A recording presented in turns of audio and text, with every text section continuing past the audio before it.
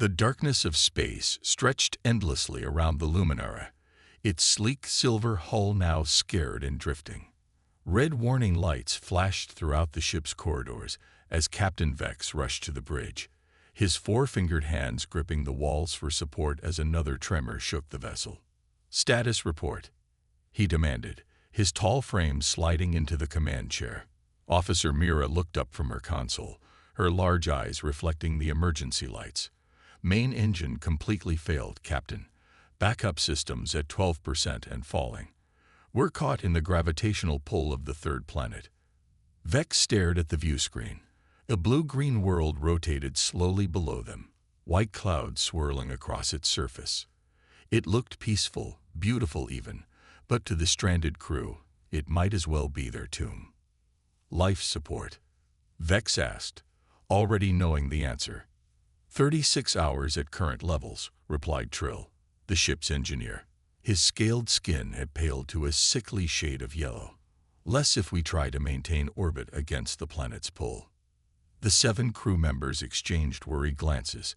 They had been exploring this uncharted sector when a strange energy wave had swept through, frying their main systems and leaving them helpless. Their homeworld was months away at full speed. An impossible distance now. "Send the distress signal," Vex ordered. "All frequencies, all languages in our database." Officer Lask nodded and began the transmission. "No advanced technology readings from the planet, Captain. If there's intelligent life down there, they're primitive. Pre-space travel, possibly pre-industrial." "Doesn't matter," Vex said firmly. "Send it anyway. We need help from anyone who can give it." The distress beacon began pulsing outward, carrying their desperate plea across the empty void. Hours passed. The ship drifted closer to the blue planet. Power levels dropped further. On the second day, as the crew prepared emergency survival pods, Officer Orban noticed something unusual on his communications panel. "Captain," he called out, antenna twitching with excitement, "I'm receiving a signal from the planet's surface." The crew gathered around his station, hope brightening their tired faces. "What is it?" Vex demanded. "Who's responding?" Orban adjusted the controls, his thin fingers working quickly. "It's very crude. Radio waves, not quantum relay. But it's definitely artificial, definitely responding to our pattern." Through the speakers came a series of beeps and pauses, a simple mathematical sequence that could only be intentional. "They're intelligent," Mira whispered. "They understand we're here." Vex leaned closer. "Can you trace the source?" Orban nodded. "It's coming from a small area in the northern hemisphere, isolated from the larger population centers." "Send our basic first contact protocol," Vex ordered. "Simplify it as much as possible." For the next several hours, they exchanged increasingly complex signals with the unknown responder. Using mathematical principles and simple binary code, they established rudimentary communication. "Whoever this is," Trill said with wonder, "they're not using any standard technology. They're literally building the communication system as we talk to them." The ship shuddered again, more violently this time. "Life support down to 15 hours, Lask reported. "And we're losing orbit. We'll be entering the atmosphere within 2 days." Vex made a decision. "Send them our coordinates. Tell them we're coming down." "Captain," Mira protested, "we don't know who they are or what they want." "We're dead if we stay here," Vex replied firmly. "And whoever's responding has shown more intelligence and goodwill than we could have hoped for on an uncontacted world." They sent the message, explaining their situation as simply as possible. The response came back quickly. "I understand. Come down on near my site now. I will help." "It's just one being," Trill asked in disbelief, "not a government or scientific team." "Apparently," Orban confirmed, checking the signal pattern. "Just one individual responding from what appears to be a very basic setup." As the Luminara began its controlled descent toward the coordinates, the crew prepared for the worst. Their ship was failing. They were entering an unknown atmosphere. and their only hope was a mysterious being on a primitive planet. None of them could have imagined that their salvation would come in the form of a single human being, or how that encounter would change everything they believed about the universe. Jack Miller tightened his worn flannel jacket against the morning chill. His breath formed small clouds as he climbed the wooden steps to his workshop behind the cabin. The mountains rose around him, silent and majestic, their peaks still capped with early autumn snow. This remote corner of the wilderness was exactly why he had moved here 3 years ago, to be alone with his thoughts and his projects. Inside the workshop, he flipped on the lights and walked past his half-finished motorcycle repair to the corner where his pride and joy sat, a custom-built radio system cobbled together from salvaged parts and his own designs. Jack had always been good with machines, even when people proved more difficult to understand. He turned on the equipment, adjusting dials as the familiar static filled the room. For years, he had scanned frequencies others ignored, convinced there was more out there than most people realized. His former colleagues at the university had called him eccentric, even crazy, before he'd walked away from his engineering career. But up here in the mountains, nobody judged his habits. The radio crackled with its usual mixture of distant stations and atmospheric noise. Jack sipped his coffee and began his morning ritual of slowly cycling through frequencies. An hour passed, then another. Then he heard it. A pattern. Distinct and unmistakable. Not random static, not human voices. Something else. A sequence of pulses that repeated with perfect precision. Jack set down his mug so quickly that coffee splashed onto his jeans. He grabbed a notepad and began writing down the pattern. Long, short, short, long. Pause. Long, long, short, short. No way, he whispered, recognizing the mathematical sequence. No way in hell. He adjusted his equipment, boosting the signal strength, isolating the frequency. The pattern continued, undeniable in its artificial precision. This wasn't from Earth. Couldn't be. The signal was coming from above. Jack's hands trembled as he connected his radio to an old signal generator. He hesitated only briefly before sending a response. The next numbers in the sequence, the mysterious signal had started. The reply was immediate. The pattern changed, became more complex. For hours, Jack forgot about food and sleep as he worked to establish communication. He connected additional equipment, rigged up a primitive translation system based on mathematical principles. Slowly, painfully, through numbers and binary code, a message emerged. Ship damage.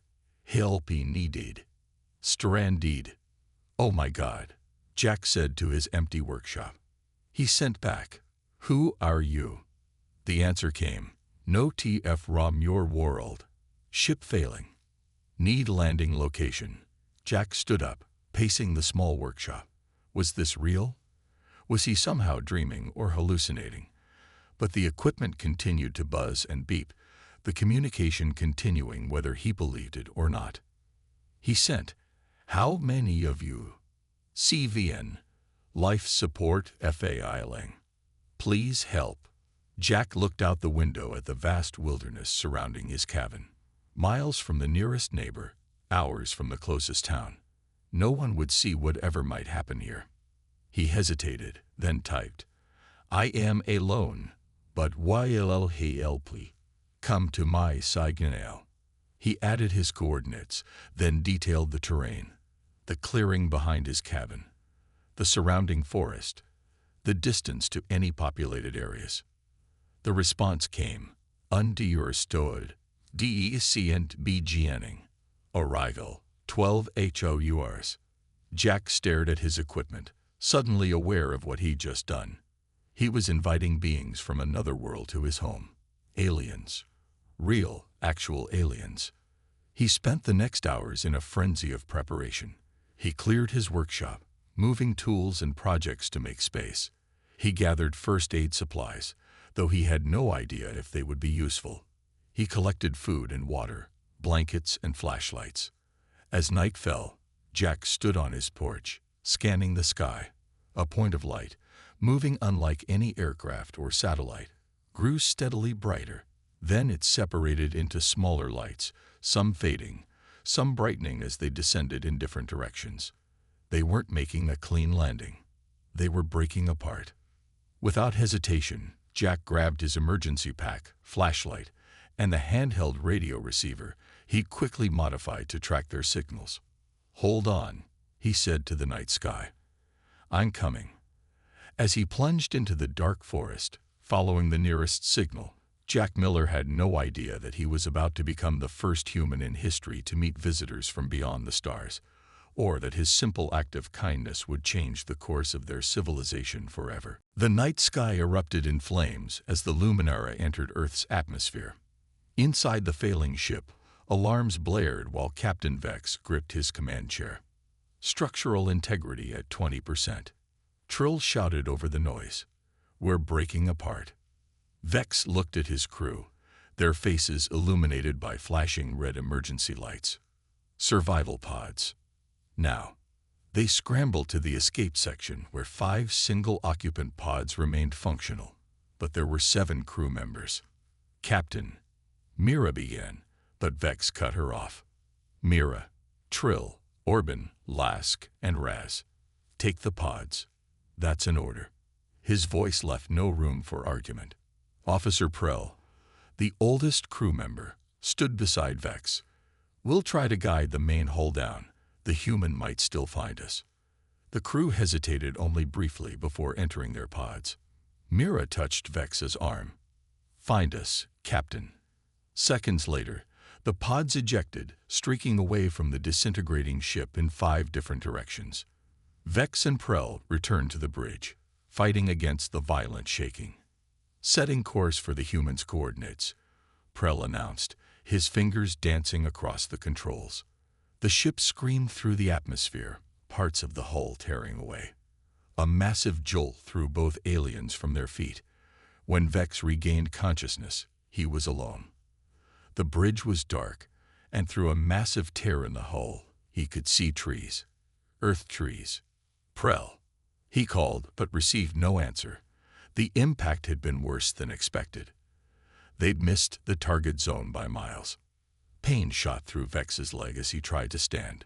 Using a broken piece of equipment as a crutch, he limped through the wreckage, calling for his crewmate. He found Prell's body near the rear section, crushed beneath a fallen support beam.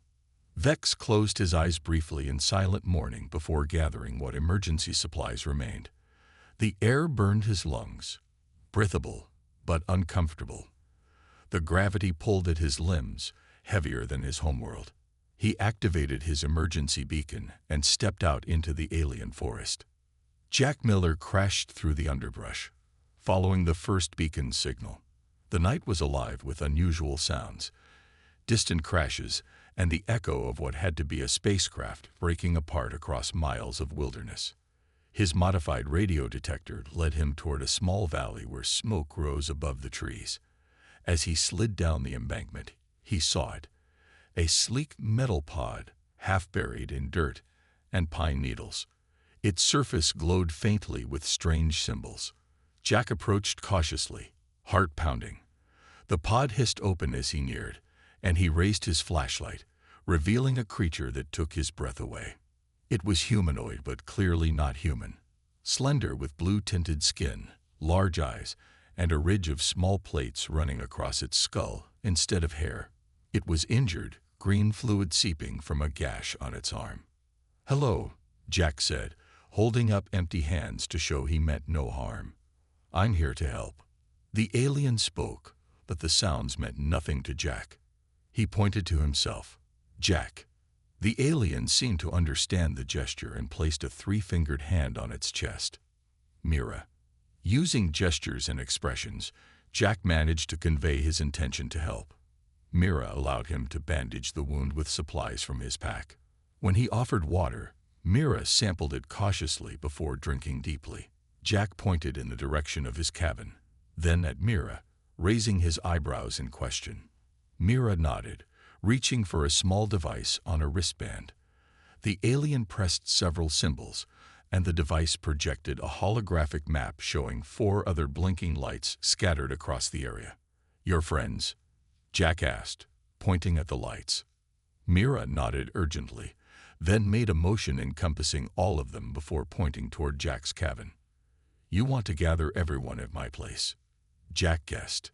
The alien's expression somehow conveyed relief at being understood. Jack checked his watch. Nearly midnight. Finding all the survivors would take most of the night. "We'll find them," he promised, helping Mira stand. They set off toward the next closest signal, the alien leaning slightly on Jack's shoulder. Above them, distant lights from helicopters appeared on the horizon. Someone else had noticed the crash. Jack quickened their pace. He didn't know who might be coming. Military, police, government agents. But he felt a sudden fierce protectiveness toward this wounded visitor from the stars. "We need to hurry," he said, though Mira couldn't understand the words. "I promised to help you, and that's what I'm going to do." As they disappeared into the deeper forest, Jack realized that his solitary life had changed forever. Whatever happened next, he was now part of something much bigger than himself, something that spanned the stars. Dawn broke over Jack's cabin as he helped Trill, the last of the survivors, through the door. The night had been a frantic race against time, tracking each beacon through dense forest and rugged terrain. Now all 5 surviving aliens were gathered in his living room, exhausted but alive. "That's everyone," Jack said, bolting the door behind them. Though the aliens couldn't understand his words, they seemed to grasp his meaning. Captain Vex, whom Jack had found trapped beneath wreckage from the main hull, nodded solemnly. The captain's leg was badly injured, wrapped in Jack's makeshift splint. The aliens communicated among themselves in musical clicks and humming sounds. Jack watched them with wonder and concern. In the morning light, he could see them clearly for the first time. Despite their blue-tinted skin and unusual features, their expressions were remarkably familiar: fear, pain, gratitude. Mira approached Jack, holding out a small metallic device. When he took it, it lit up with symbols. "Universal Translator," Mira said, the device converting her sounds into English. "Damage. Partial function only." Jack's eyes widened. "You can understand me now." "Some words." "Device learning," Mira replied. Jack moved quickly around the cabin, gathering supplies. "You all need food and rest. I'll do what I can for your injuries." He brought water and offered some fruit and bread. The aliens examined everything carefully before trying small bites. Trill, the engineer with scaled skin, coughed and spat out the bread, but seemed to enjoy the apples. Orban couldn't stop drinking water, while Lask couldn't tolerate it at all. "Different biology," Vex explained through the translator. "Need different things." Jack nodded, thinking fast. "Let me know what works and what doesn't. We'll figure it out." Over the next few hours, Jack tended to their wounds as best he could. Lask had suffered burns that seemed to be healing rapidly on their own. Orban had difficulty breathing in Earth's atmosphere, so Jack rigged up a simple oxygen concentrator from parts in his workshop. "How did you find us?" Vex asked, the translator becoming more fluent as it adapted. Jack explained about his radio hobby while checking the captain's splint. "I've always believed there was more out there, just never expected to be proven right this way." Vex's large eyes studied Jack intently. "Most beings run from the unknown. You ran toward it." Jack shrugged. "You needed help."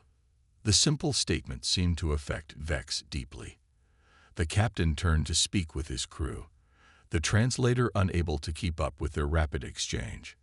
By midday, the aliens had settled into various corners of the cabin. Jack had drawn the curtains after spotting a helicopter in the distance. His remote location offered protection, but he knew it wouldn't last forever.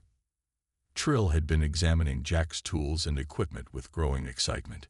Using the translator, the engineer pointed to various household items. "This primitive but clever design. May I?" Jack nodded, and soon Trill was dismantling his microwave and reassembling it with modifications. Within an hour, the device glowed with an eerie blue light. "Atmospheric converter," Trill explained proudly. "Help Orban breathe better." Jack watched in amazement as Orban's breathing eased almost immediately in the modified air. That's incredible. Your technology's simple, but you use it creative ways, Mira said, examining Jack's ham radio setup. We can work with this. Vex called Jack over to where he sat examining a map of the area. Your people will be looking for us, the captain said gravely. Probably, Jack admitted. The crash wasn't exactly subtle. Why help us? Vex asked suddenly. Risk yourself for strangers. Jack considered the question. Because it was the right thing to do. And because, he gestured to the aliens, this is the most amazing thing that's ever happened to me. A small smile formed on Vex's face, the first Jack had seen. On my world, we have technology beyond your imagination, but many would have left strangers to die. The translator sputtered as Vex continued. Perhaps we have things to learn from humans after all. Their moment was interrupted by the distant sound of vehicles on the mountain road. Lask, who had been watching by the window, signaled urgently. They're coming, Jack said, peering through the curtains at the dust cloud rising from the forest road. We need to move you all somewhere safer. Vex stood, testing his injured leg. Lead the way, human Jack. We trust you. The simple declaration filled Jack with determination. These beings had crossed the stars only to be stranded on his doorstep.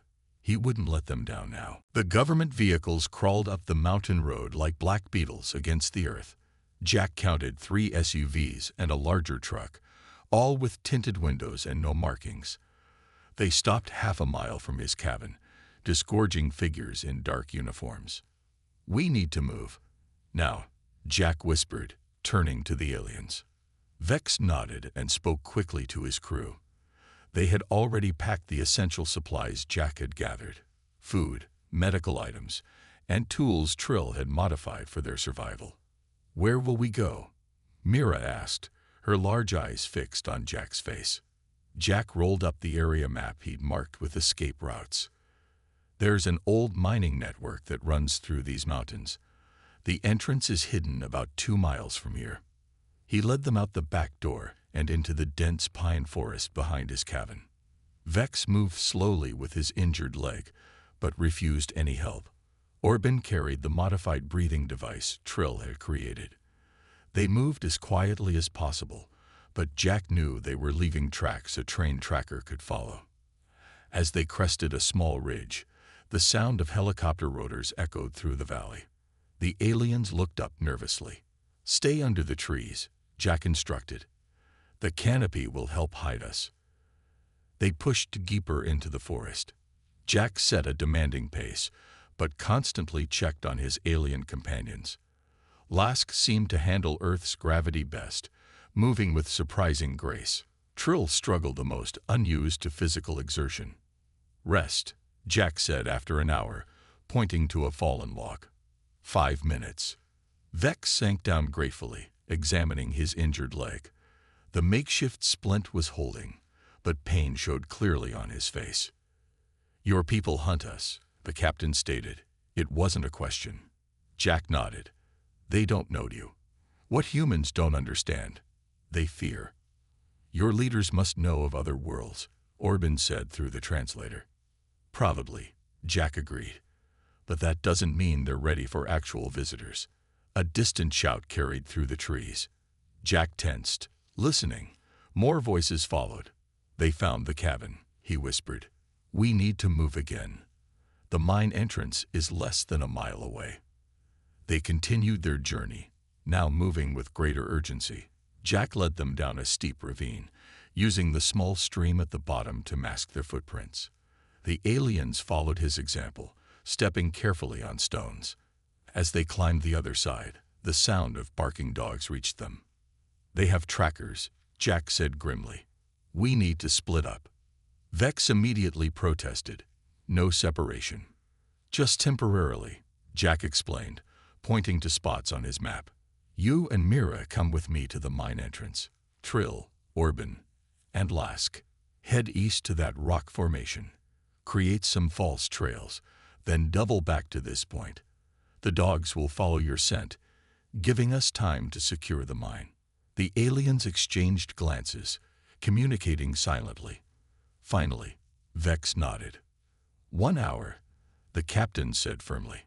Then we find you. The groups separated. Jack led Vex and Mira through a denser part of the forest, pushing through undergrowth until they reached a cliff face partly hidden by hanging vines. He pulled the vegetation aside, revealing a dark opening barely large enough for a person to squeeze through. In here, he said, helping Vex navigate the narrow entrance. Inside, the passage widened into a tunnel supported by old wooden beams. Jack switched on his flashlight, illuminating a mine shaft that extended deep into the mountain. "Your ancestors made this?" Mira asked, touching the rough-hewn walls with wonder. "Gold miners, about 100 years ago," Jack explained. "The mine played out, but the tunnels remain. Very few people know about them now." They moved deeper into the mountain, the sounds from outside fading away. After 20 minutes of careful walking, they reached a larger chamber where several tunnels converge. "We'll wait for the others here," Jack said, setting down his pack and taking out a small camping lantern. Vex studied Jack in the soft light. "You know these mountains very well." Jack nodded. "I've explored every inch of this area since I moved here. Knowledge of the terrain is important when you live alone." "Why do you live alone, Jack?" Mira asked gently. Before he could answer, shouts echoed from the tunnel behind them. Someone had found the entrance. Jack quickly extinguished the lantern.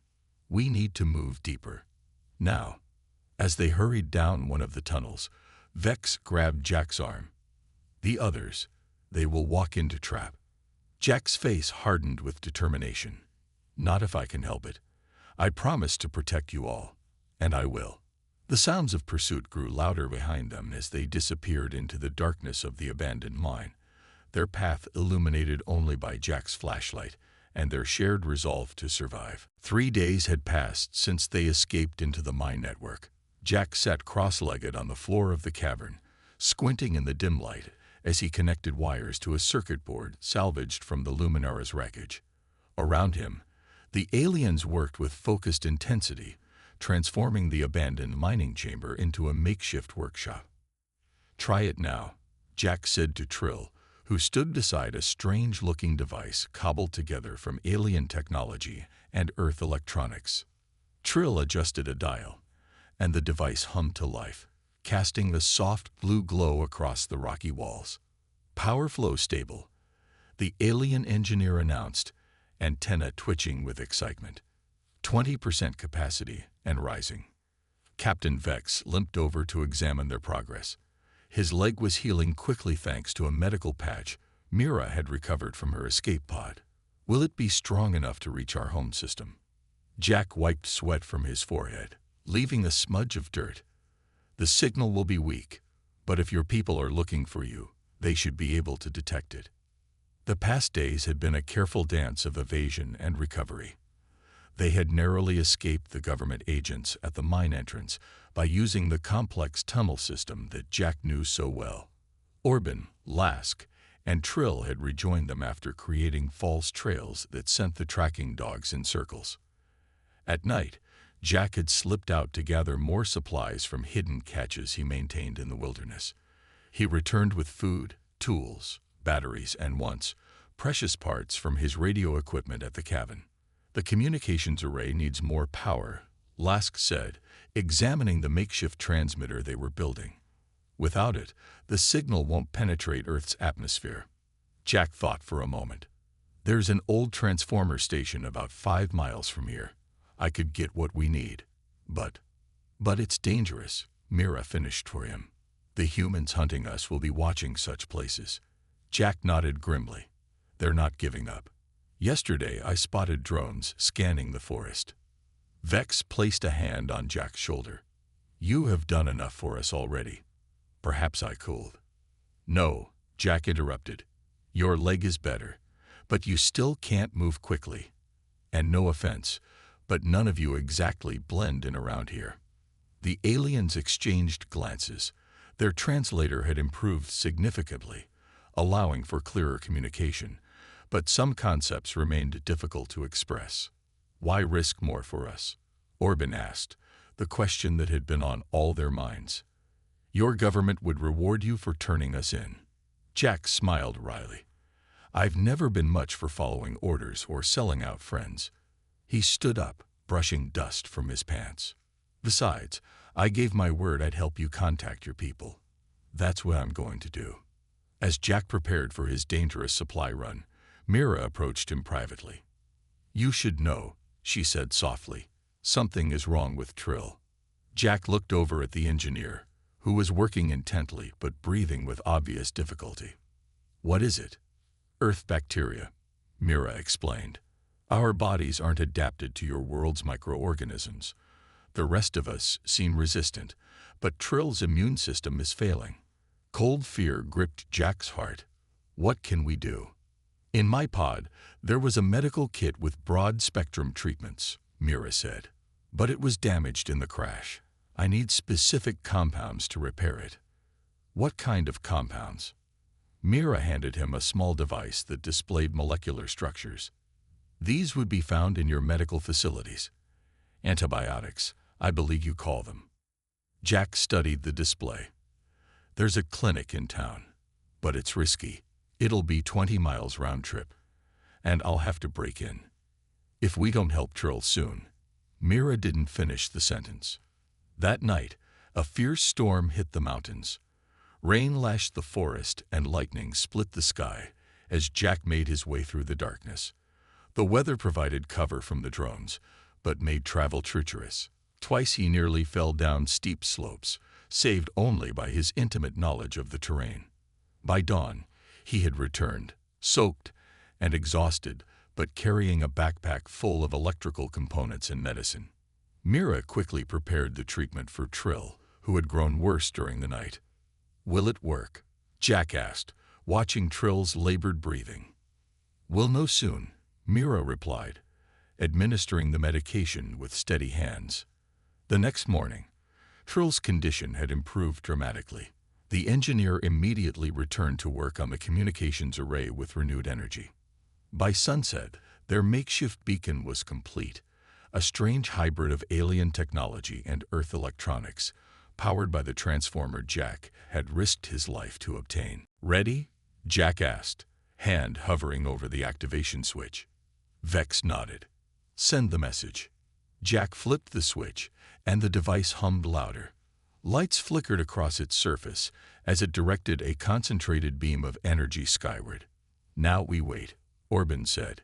Jack looked at the aliens gathered around him, no longer strange visitors from another world, but friends he had risked everything to save. How long until your people could reach us? He asked. If they receive our signal, Vex replied. 2 weeks, perhaps less. Jack nodded, determination in his eyes. Then we'll keep you safe for 2 more weeks. Moonlight filtered through the pine branches as Jack stood at the edge of the clearing. Beside him, Captain Vex gazed upward at the stars, his blue skin almost silver in the pale light. In the distance, a faint light grew brighter, moving with purpose, not like a satellite or aircraft. They're here, Vex said quietly. After 2 weeks of hiding, of narrow escapes and tense moments, the rescue ship had finally arrived. The government search had never completely stopped, but it had shifted to other areas after Jack led the agents on a series of false trails. Now, in this remote mountain basin far from his cabin, the moment of departure had come. Your ship is much smaller than I expected, Jack observed as the sleek vessel descended silently, glowing faintly with an energy field that bent light around its hull. Scout class, Vex explained.